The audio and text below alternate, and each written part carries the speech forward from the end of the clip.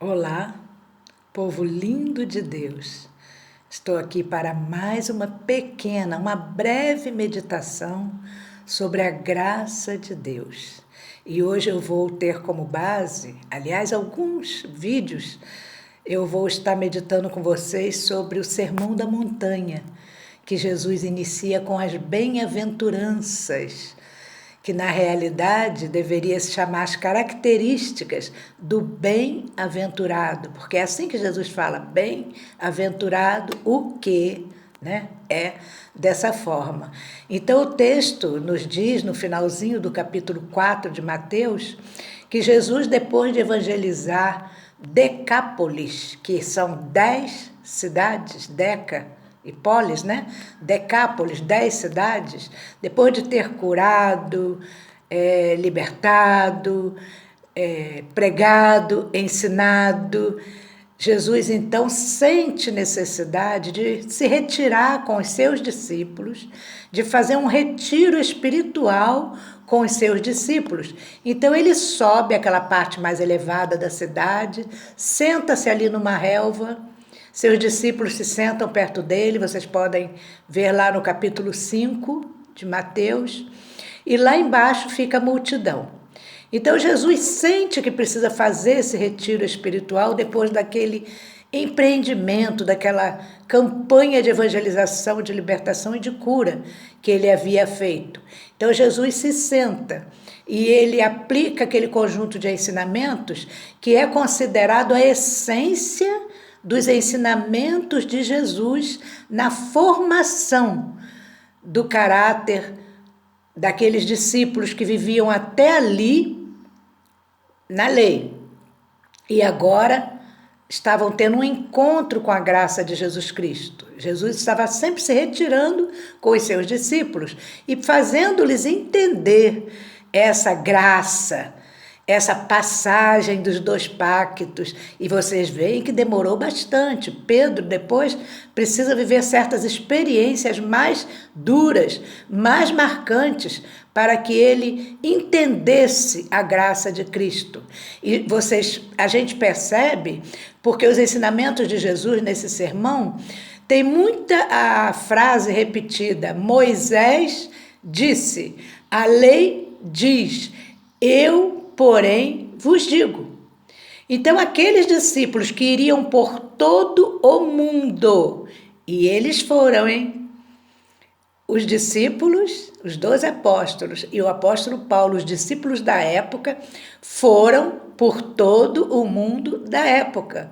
Cuidado com essa, quando o evangelho for pregado em todo o mundo, então virá o fim. Na época de Jesus, isso aconteceu. Paulo e os apóstolos pregaram o evangelho em todo mundo da sua época. Então, o legalismo, meus irmãos, o praticar a lei, é a tendência que a gente tem de viver debaixo de preceitos humanos. O ser humano tem essa tendência. Por quê?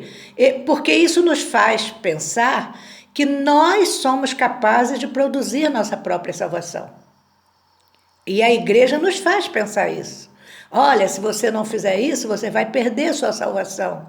Você, para ser salvo, tem que fazer isso. Então o homem é levado a pensar que ele pode fazer alguma coisa. Então os ensinamentos dali da montanha não são apenas informação, conjunto de informações, mas é um ensinamento de prática. Jesus queria que aqueles seus discípulos fossem transformados para serem sal da terra, para serem luz do mundo. Então não será bem-aventurado apenas porque faz, que é a tônica de todas as igrejas, que são muito cheias de regras, e essas tônicas, né, tornam-se atrativas por causa da lei do eu faço. Ah, foi eu quem fiz. Eu consegui guardar tantos dias que foram proclamados de jejum. Eu consegui cumprir toda a campanha. E quando não consegue cumprir, fica desesperançado, achando que com isso perdeu a salvação.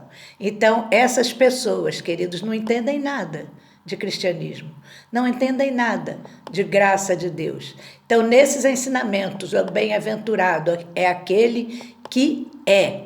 Lembrando sempre que lá embaixo, abaixo na montanha, estava uma multidão doente física, emocional e espiritual, esperando por Jesus e seus discípulos. Então eles precisavam aprender que para serem agentes de paz, sal da terra, luz do mundo, eles precisavam ser bem-aventurados. Então Jesus começa com 8 bem-aventuranças. E a primeira bem-aventurança está no capítulo 5, de 1 a 3.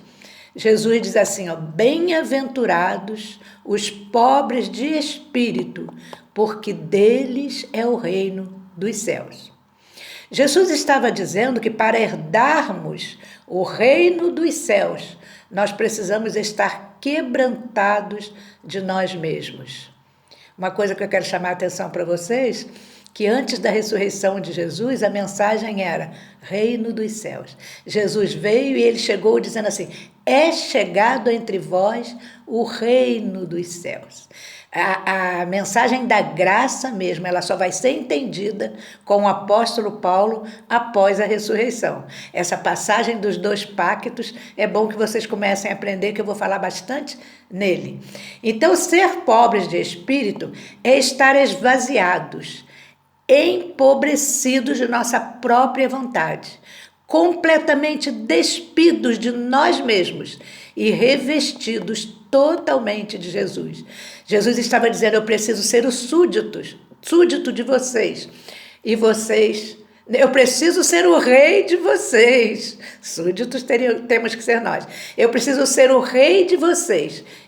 E vocês, meus súditos, né? Essa é uma boa interpretação do que Jesus queria dizer com bem-aventurados os pobres de espírito. Meus irmãos, os pobres de espírito, eles são sempre ensináveis. É fácil detectar uma pessoa que não é pobre de espírito. Ele acha que já sabe tudo, que ele não precisa sentar para aprender, mas os pobres de espírito são sempre ensináveis. Para algumas pessoas, quando Jesus fala pobre de espírito, Jesus está falando de humildade. Mas nós sabemos que o termo humildade é um termo muito vago. Quando dizemos que somos humildes, nós já estamos deixando de ser de alguma forma, né? E eu lembro da ilustração daquele pastor, que ele era tão humilde, que a igreja resolveu lhe dar uma medalha, condecorar aquele pastor com uma medalha pela sua humildade. Mas o que acontece? Passando alguns dias, a igreja se reuniu e falou, nós vamos ter que confiscar a medalha do nosso pastor, porque ele ficou muito vaidoso com essa medalha e ele fica exibindo para todos a sua humildade. Então a igreja teve que confiscar a medalha, a condecoração daquele pastor. Então o termo humildade é um termo muito vago. Então o foco aqui na bem-aventurança é que você justamente tire o foco de você e coloque o foco em Deus. Eu vou usar uma ilustraçãozinha que um grande teólogo já usou ao falar de Moisés, mas eu vou falar de Pedro. Vou usar Pedro como exemplo. Pedro teve que aprender 3 lições na vida. Primeiro, aprender que não era ninguém. Todo discípulo tem que aprender isso. Segundo, aprender que ele podia ser alguém. E terceiro, aprender o que Deus pode fazer com alguém que aprendeu que não era ninguém. Vamos ver isso. Do momento em que Pedro teve o primeiro encontro com Jesus, quando Jesus o chama, até o momento em que o negou 3 vezes, Pedro teve que aprender que ele não era ninguém. No segundo período, quando o mestre apareceu para ele lá na 3ª fogueira e lhe aplicou o perdão, lhe concedeu o perdão, pelo fato dele tê-lo negado 3 vezes, ali ele aprendeu que ele era alguém. O mestre olhou para ele. O mestre se preocupou com ele. Então ele era alguém. No dia do Pentecostes, quando ele é usado de maneira poderosa, e eu gostaria de falar com vocês em outra ocasião, quando Jesus disse para ele que ele receberia a chave do céu e tudo que ele ligasse na terra seria desligado no céu, seria ligado no céu, e tudo que desligasse na terra seria desligado no céu, e isso dá muita confusão, muito nó na mente das pessoas, mas justamente no dia de Pentecostes, Pedro usou a chave pela primeira vez e ligou os gentios ao céu. Esse foi o primeiro uso da chave de Pedro, depois vocês vão ver o segundo uso, foi na casa de Cornélio, e então se cumpre aquele versículo que Jesus falou para ele. Mas nós estamos falando que no dia do Pentecostes, Pedro então dá o terceiro passo. Ele aprendeu o que Deus pôde fazer com alguém que havia aprendido que não era ninguém com a graça de Deus, sem a graça de Deus. Pedro então, no momento em que teve o primeiro encontro, até a negação, ele aprendeu que não era ninguém.